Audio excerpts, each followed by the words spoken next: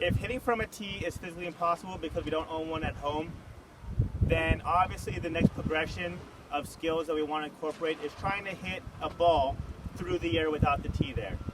Obviously, if your child is too confident for hitting off a tee, you can move straight to this skill. We can try this if you have a tee after a couple of swings off of that tee, but the overall goal is to eventually have a kid hit freely a ball through midair from a toss or a throw.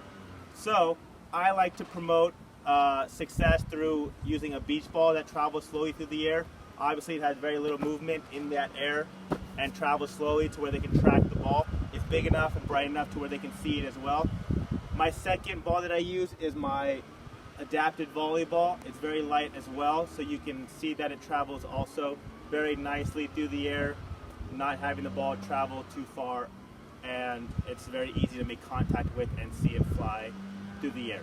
So if you have any of these available, try them. Obviously, you can use any type of ball and really work on success by moving closer and closer to the person. But the mechanics need to stay the same in order to see success. So maybe have two markers on the ground for their feet, have the foot placement be exactly where you want it to be, feet shoulder width apart, knees slightly bent, and remember the mechanics of having dominant hand on top, bat over the shoulder, and we're going to swing through our belly button line at the ball when it gets there. Now when I count down for our students, I use a 3, 2, 1 pattern, and I notice that almost all of our students swing the bat on the number 1. So when tossing, if you're using a countdown method, please keep that in mind that the child will swing on 1, so maybe toss the ball on your second count. So 3, 2, toss, and that child's going to be swinging the bat on 1 and hopefully making contact.